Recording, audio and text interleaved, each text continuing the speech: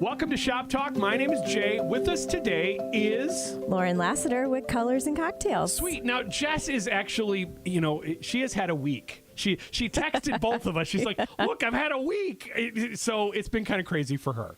It's okay. Adaptability is our strong suit as business owners and as radio hosts, right? Absolutely. It's like when we do this stuff, we have to be able to adapt and do things on the fly. So we're calling an audible today. So, Lauren, it's just you and I, but that's okay. I'm excited. We'll make through this. Yeah. So tell us a little bit about Colors and Cocktails.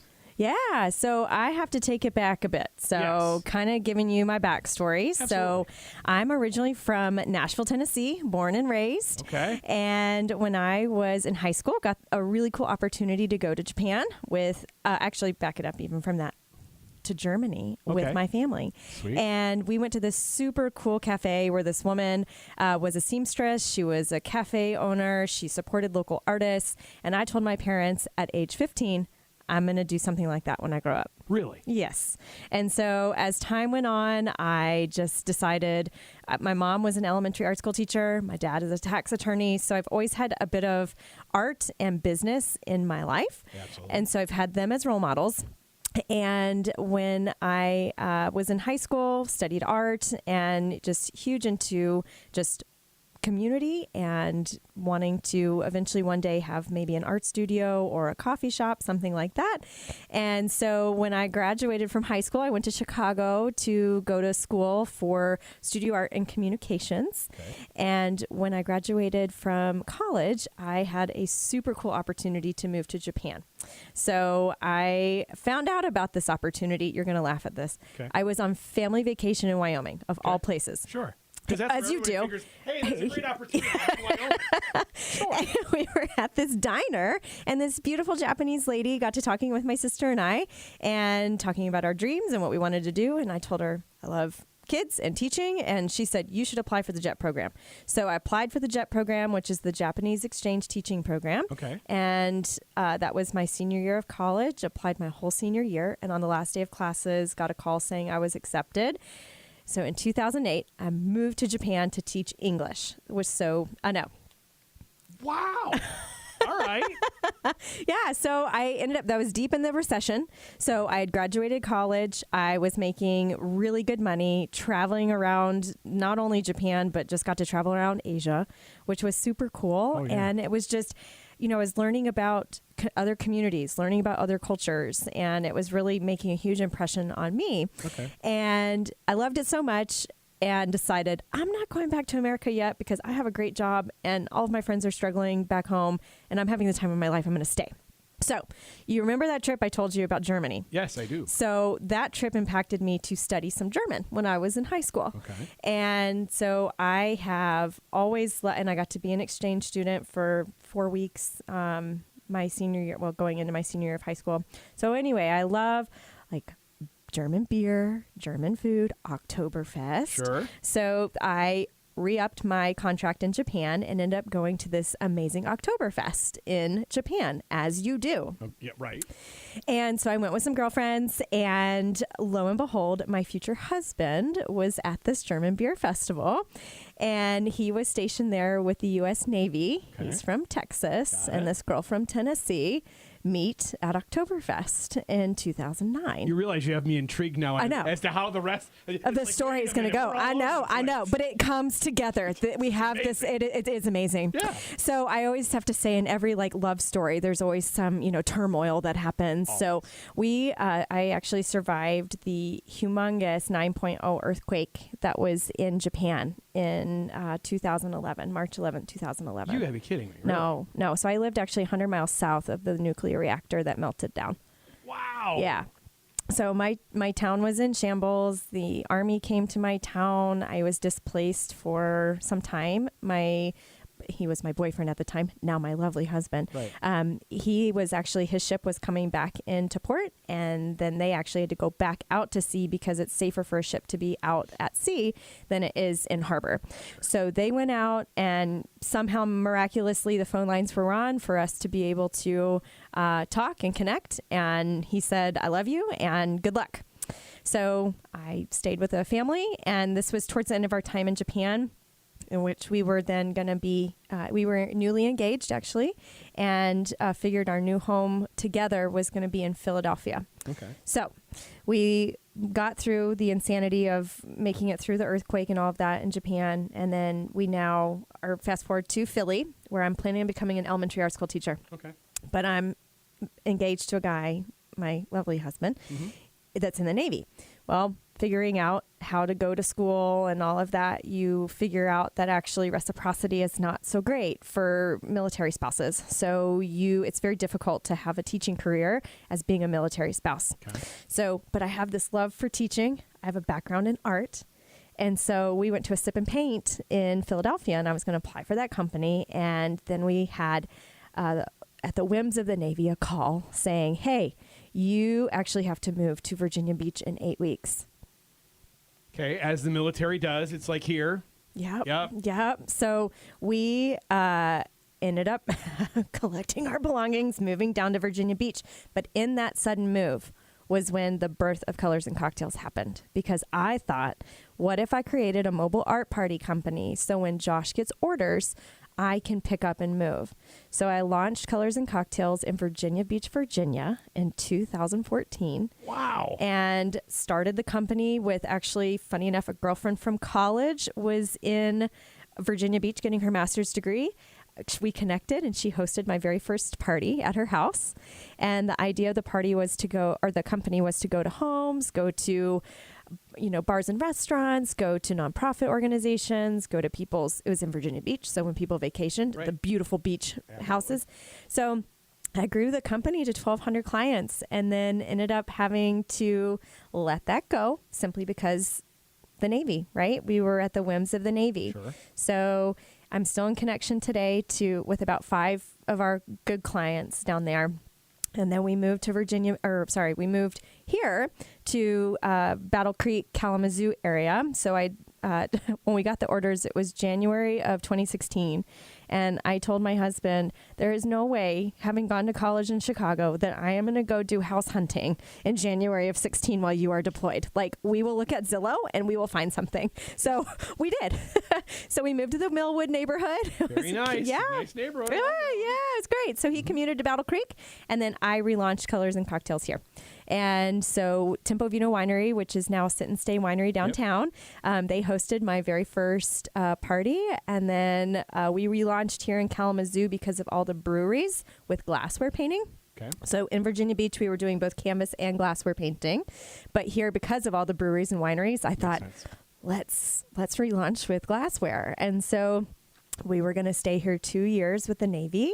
As you know, plans happen, and we never thought we would make Kalamazoo home. So my husband got out of the military in 2018, and we looked everywhere, whether it was going to be Tennessee or Texas or Philly or Denver or California. We didn't know where we wanted to live. But at the end of the day, we realized that we really loved what Kalamazoo had to offer, and it was a really good home base for us. So we ended up making Kalamazoo home, and Josh now works for Stryker, and I've been able to grow our company, and we had our first brick and mortar at the Park Trade Center in 2019.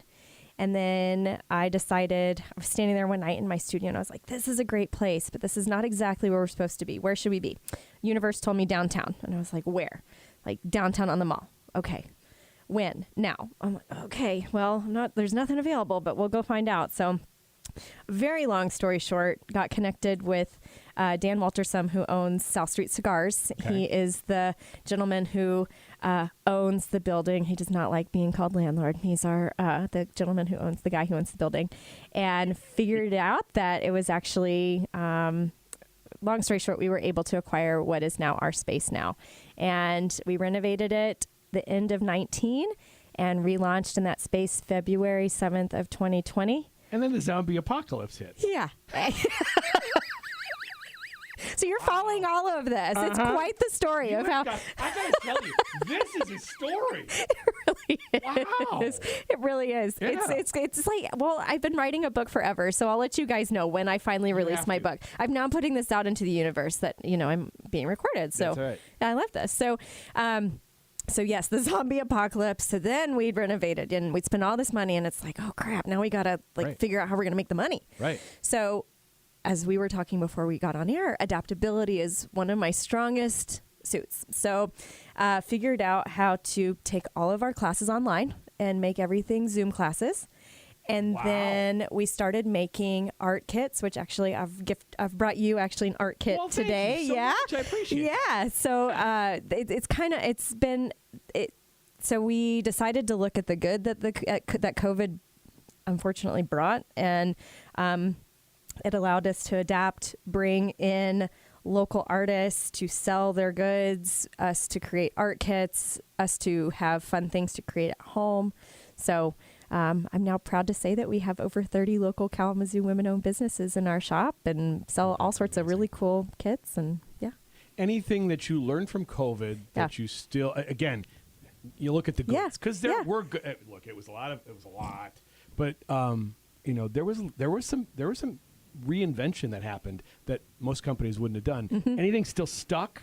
From that time? Yes, absolutely. We found that people still really enjoy creating at home in the comfort of their home. So we have a space where people, if you want to get your friends and family, you want to bring in your kids for a birthday party, that we are still a space where you can come in and create safely. But also it's sometimes really nice to go pour yourself a glass of wine or a cup of coffee or a tea, and you get to be in your jams cuddled up with your loved ones or by yourself and your pets or whatever, and you get to just create in the comfort of your home. So maybe you don't want to be out. There's just also that. So being able to we now sell so many fun art kits because of COVID. Yeah. Okay. Yeah. So let me go backwards just a couple. Sure. No, that's okay. A couple of pieces. It's a fun story. I know it's a lot. It is. You said you wanted to be downtown, and something told you downtown and now. Yeah.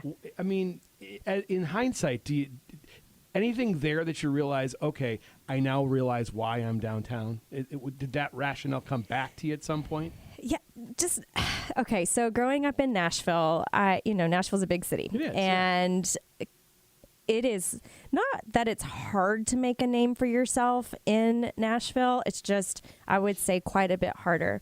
Where Kalamazoo is this big little city where you have people that are traveled, people that are educated, people that have been other places. But I always heard when we first moved here that people move away, but then they always come back. And so there's this really cool sense of community that is here in Kalamazoo.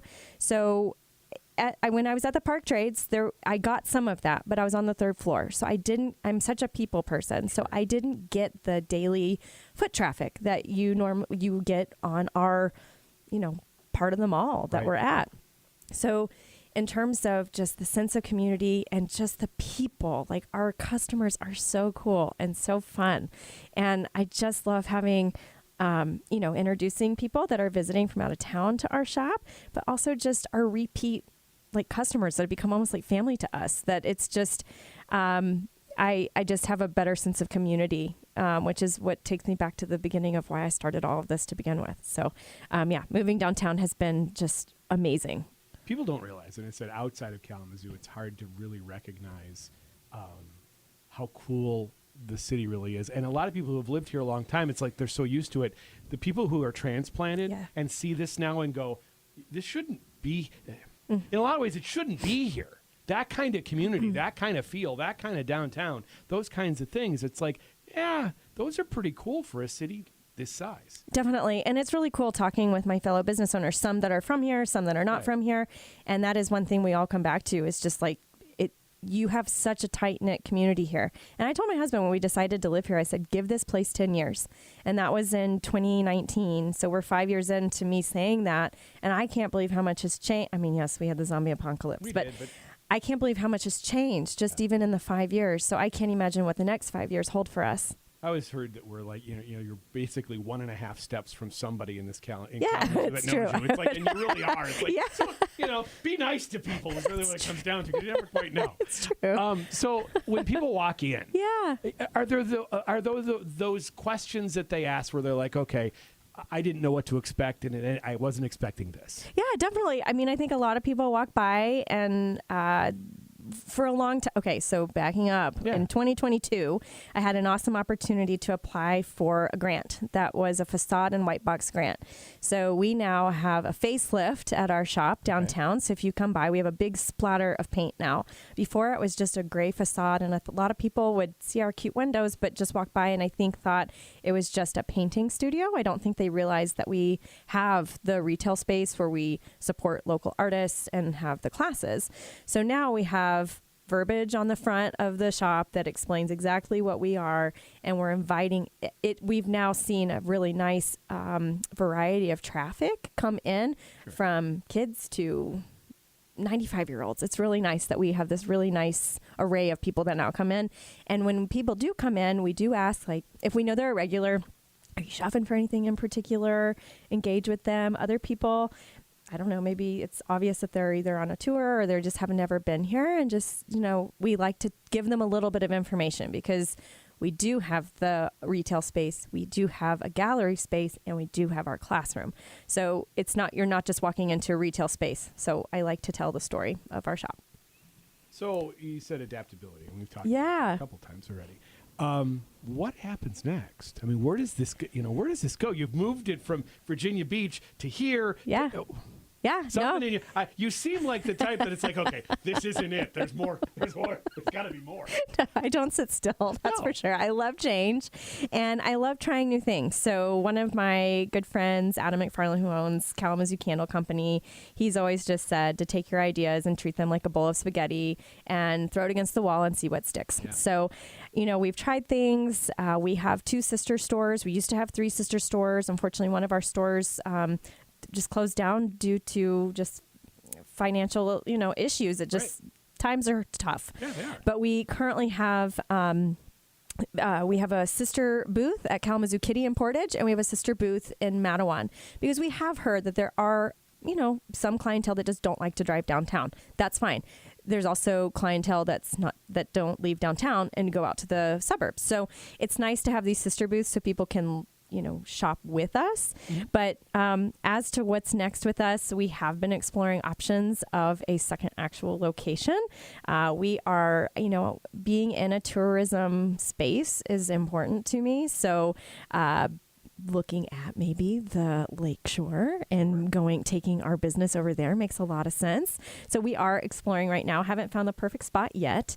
And then I do have a little something I can't really disclose yet, but be on the lookout around Christmas time for some cool things from us. And then just always adding to our list of classes. We started with just canvas, and then we did glassware, and then we've added in so many other cool classes. And if there's something we don't teach, we bring in an outside artist. So we now have a watercolor artist, we have a cookie decorator, we have a basket weaver, we have a macrame artist. So we have we're not just a typical sip and paint studio. We are a destination where you really do get to come and create, leave your worries at the door, and just have fun. Lauren, it sounds like you are just having fun.